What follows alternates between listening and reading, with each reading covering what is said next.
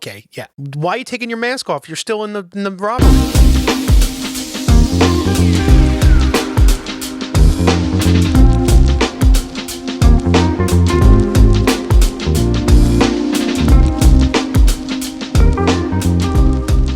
Yeah, we're off to a great start here. Hotel Artemis is one of those movies where if I was 13 and I was watching it and I wasn't allowed to be watching it, I'd probably really like it. It reminds me of like a Ghosts of Mars or Exit Wounds. It's nonsensical, but it keeps your attention in some areas. However, being an adult and seeing movies that are far better than this, it's very obvious that this movie is not good.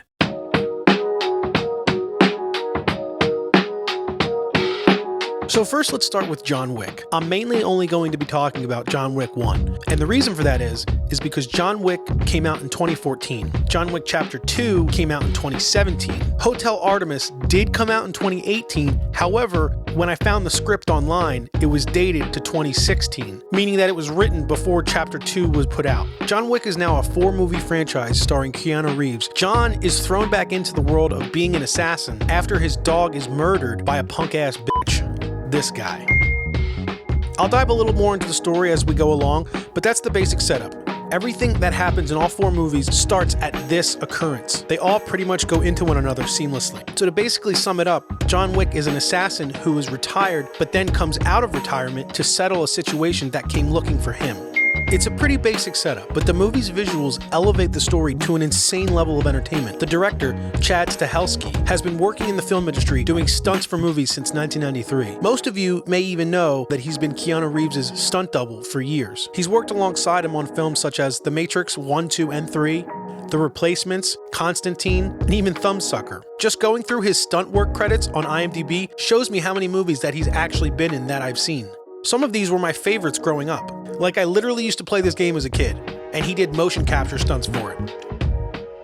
So yeah, he's been around for decades and has been able to work alongside some talented filmmakers. So it's no surprise that when he finally was able to put his own film together, it would not only have a strong focus on a lot of choreographed physical stunts, but also have a lot of intelligence and thought put into the art of visual storytelling. John Wick is not a movie that is held back by how simple it is. Rather, the simple story gets out of the way of the other more entertaining elements that make up the film. The choreography, the music, the visuals, the dialogue. John Wick is a movie that doesn't do more than it has to, which to me is why it's one of the most entertaining movies I've seen in years. Now, I will admit, I've probably been a Keanu Reeves fanboy for as long as The Matrix 1 was out. I remember renting Speed on VHS from Blockbuster multiple times. So I may be a little biased when it comes to how much I like this movie. However, the reviews really speak for themselves. Where on the other hand, if you look at the reviews for Hotel Artemis, they look more like this, which again, I think speaks for itself.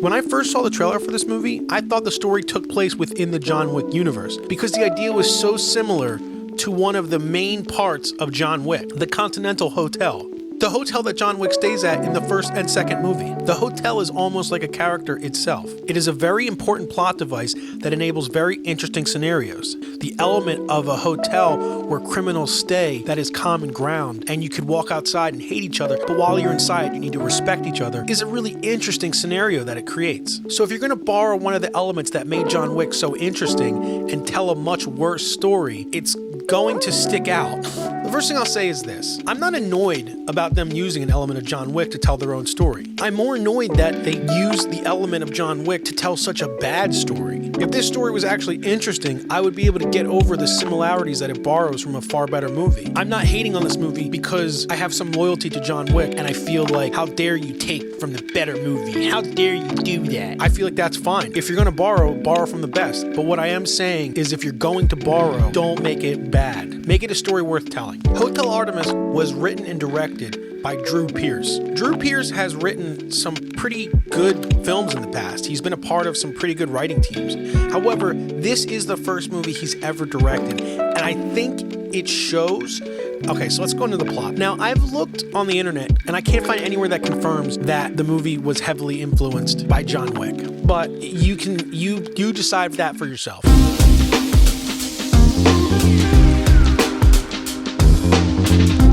So from here on out, there are going to be spoilers for both John Wick and Hotel Artemis. Hotel Artemis, however, nothing happens.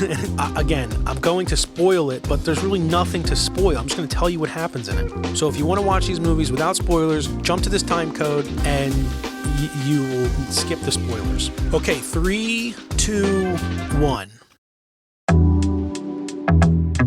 All right, the first thing I'll say about Hotel Artemis is there are a ton of recognizable faces in this movie. Jodie Foster, Dave Bautista, Sterling K. Brown, Jeff Goldblum, Charlie Day, Jenny Slate, Zachary Quinto, Brian Tyree Henry, which I like, but I also don't like at the same time. For example, the character Charlie Day plays is one of those scenarios where I really like Charlie Day, but it should have been someone else. To me, it just feels like they put these people in there for fan power. Dave Bautista, however, is perfect for his role because he's played these characters in the past. Jeff Goldblum is awesome. He's Jeff Goldblum. He's just underutilized. He doesn't really have too many lines. Jodie Foster, they make a billion years old for some reason. To me, it really doesn't add anything. I would imagine to imply that she's just let herself go. She's dealing with the loss of her son that occurred years ago, and she really never goes outside. But other than that, she's just the nurse that runs this hotel. Dave Bautista plays the assistant and the muscle. Zachary Quinto is bad guy's son. Charlie Day is an arms dealer. Everyone that stays at the hotel is given an alias, and they're all based on cities. For example, Honolulu, Acapulco, Niagara. So let's go back to the beginning of Hotel Artemis. The movie starts at this bank heist, and within the first 30 seconds of the movie, you get your first, like, what the hell are you doing moment. They're robbing this bank, and for literally no reason other than to show the camera, the main character takes off his mask. Like, what is the point of wearing a mask to a bank robbery if you're just going to be pulling it up every time you need to talk? Like, the mouth is literally exposed. Why are you taking this mask off to have a conversation? The whole point of a mask is to hide your identity. And I know you might be saying, oh, well, you know, the mask is for when they leave, so people outside. Nope, that's not for that, because here, look, they're leaving, and they don't even have the masks anymore. They're just gone. See them? See their faces? You see their face? This is their face. The first thing I did when I was watching this is I paused this movie and I said, what'd you do that for? What's that? It just doesn't make any sense. And then they have a conversation and they both take their masks off, completely forgetting that the bottom of the mask isn't even there, so you don't need to take your mask off to hear each other because your mouth is exposed. What is the point of the mask? So anyway, let's get back to the movie. We're only 30 seconds in. So they're robbing this bank during the middle of a riot that is completely engulfing the entire city of Los Angeles, which, okay, fine. I'll just pretend that it was part of the plan. However, they can't get into the main vault because they're robbing it during a riot. I can't! Central office controls it. Hey, whoa. So it's not like they're using that as an excuse that, like, hey, it's going to be easier because it's during a riot.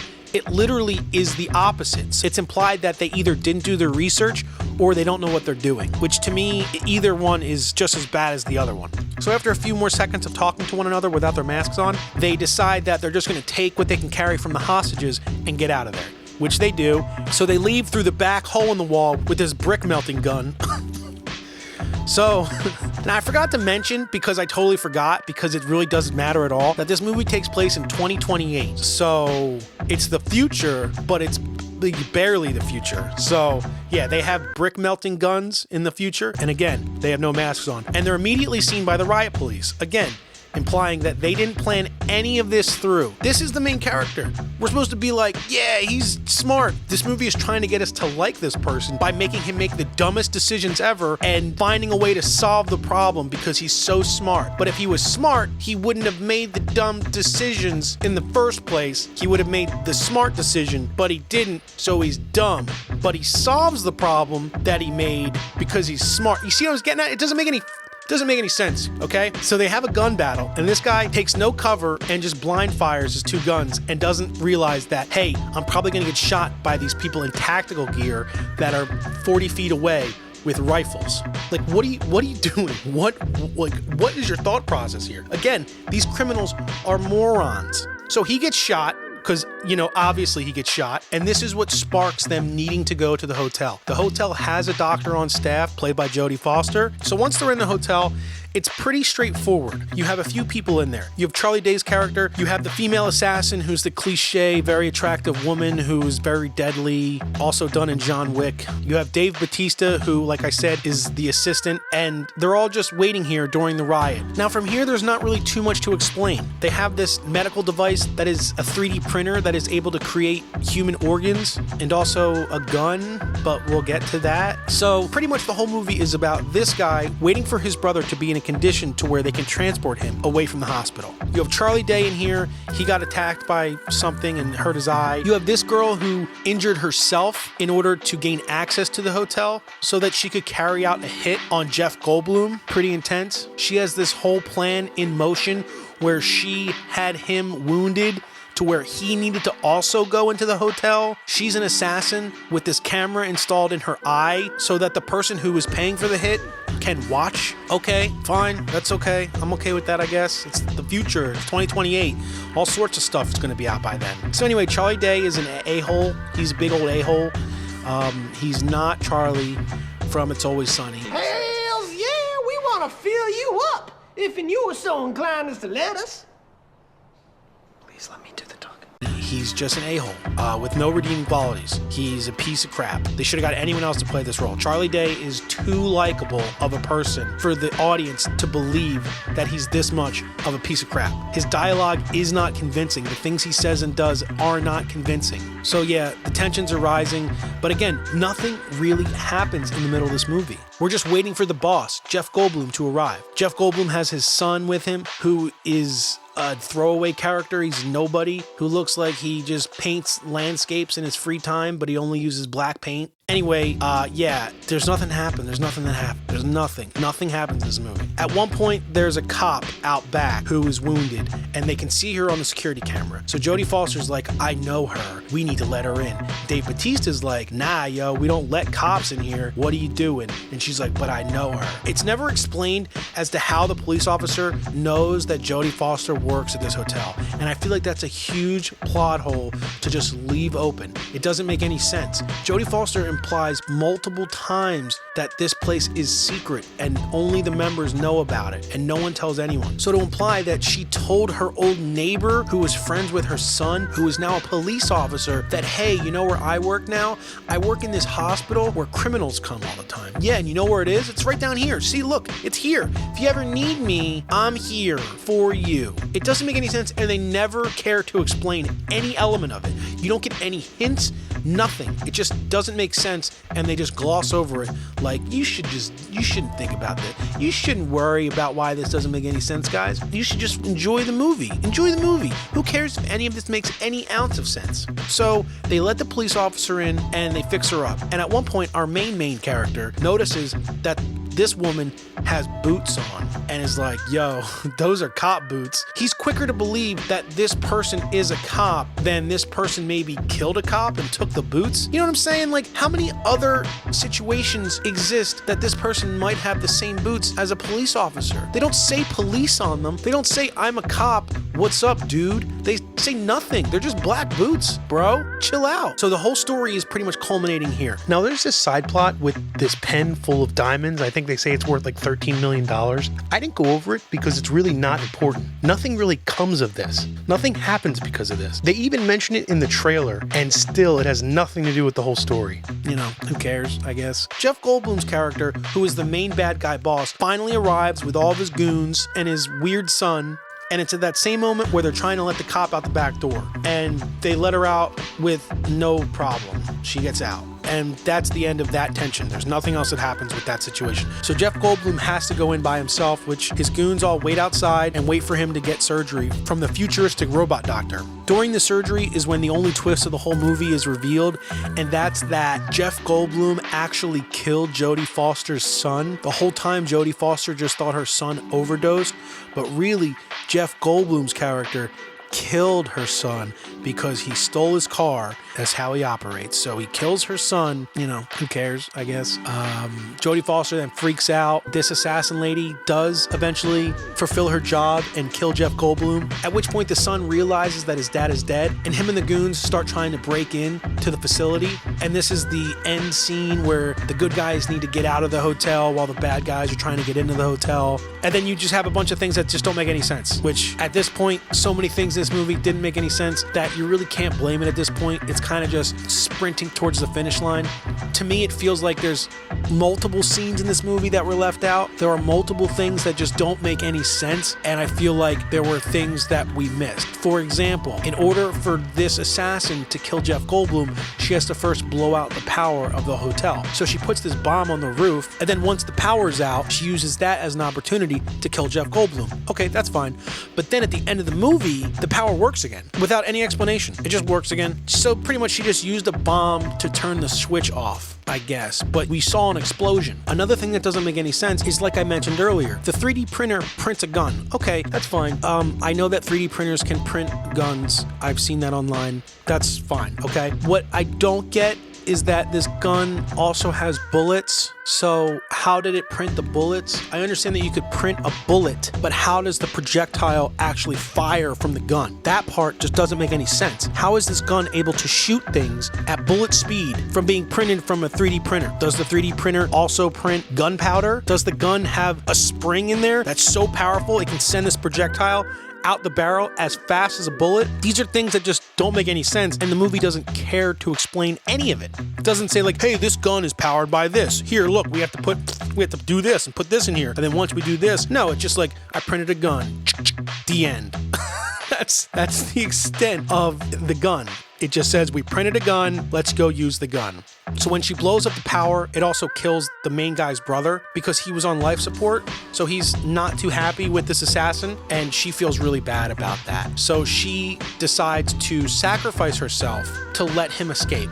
Even though they're not that close, like they know each other, but they're not that close. They're just acquaintances. You would imagine that someone who is an assassin only cares about themselves. Like they literally kill people for a living. How can you care about what people think of you if you're a professional killer? You have to turn off certain aspects of your brain if you're able to just kill someone for a paycheck. But she feels really bad about turning off the power and killing his brother, even though his brother and her didn't have any conversations. She never even talked to him in this whole movie. She just feels really bad. So she ends up sacrificing herself so they can escape, and she just lets these goons kill her in this super non-epic fight scene. Another aspect of how John Wick was able to do something much better. So yeah, she sacrifices herself, and Jodie Foster and Sterling K. Brown are able to make it out, and they go outside and they walk to a car, at which point the nurse says, you know what? I need to go help people. Oh my God, this movie's so dumb. However, it's at this moment when the nurse is like, you know what? I need to keep helping people. And the best way for me to do that is for you to abandon me during this riot. And I'm just going to walk into the distance over here and I'm going to help people that way. What is she going to do? Is she going to just yell, anybody need a Band-Aid? I got Band-Aids. It doesn't make any sense. What are you going to do? Like, you can still help people and go with him.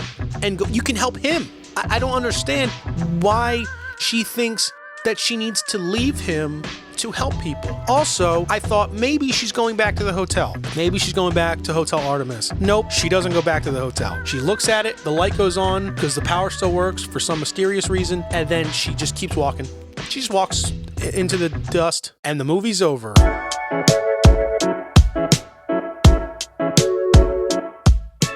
There's a few lines that imply that if it was well received, they were going to make one in Las Vegas next, and maybe they still will one day. However, the movie was not well received. It didn't recoup its budget, and that's that. I do not recommend this movie. If you're going to watch this movie, don't do it. So to sum it all up, Hotel Artemis is about two brothers who need to use a hotel designed for criminals, mainly assassins, as a place to lay low while a doctor, played by Jodie Foster's grandmom, fixes up brother number 2 while brother number 1 waits for it. Both John Wick and Hotel Artemis are based on very simple stories with very simple premises.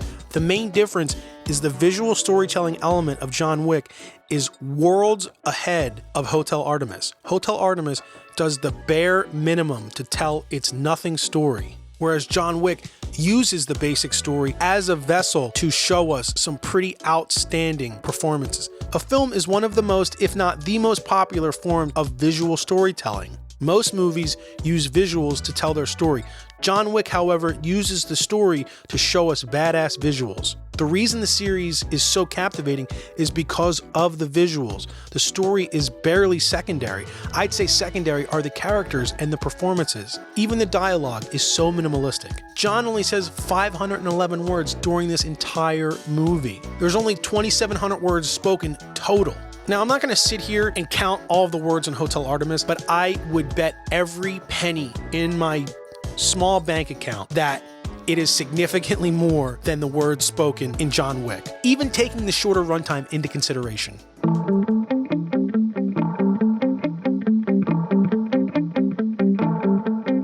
Hotel Artemis is just a basic story. It has basic characters and bare minimum performances, all while borrowing most of the elements that make up the story from a far better movie. Let's do some side-by-side comparison so you can really see how much they borrowed from John Wick.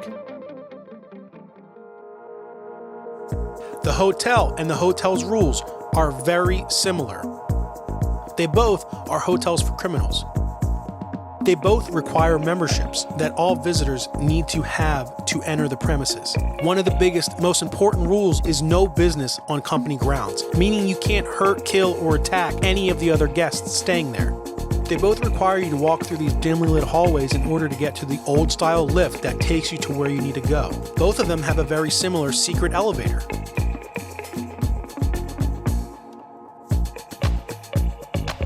They both have doctors on the premises, so you can get fixed up and get bullets taken out, or to get drugs for any pain that you have. In both movies, the main antagonists are father and son.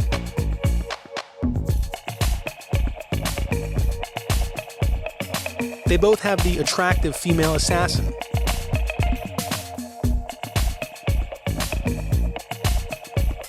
And lastly, the final shot of the movie, which I think just speaks for itself.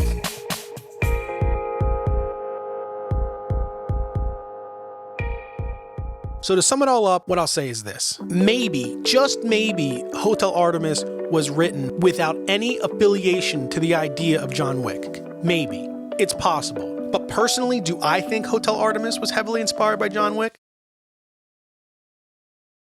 Yeah.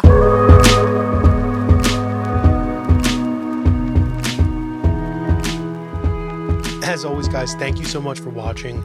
If you made it to the end, I would really appreciate a subscription. We're trying to get to 100 in the first 100 days.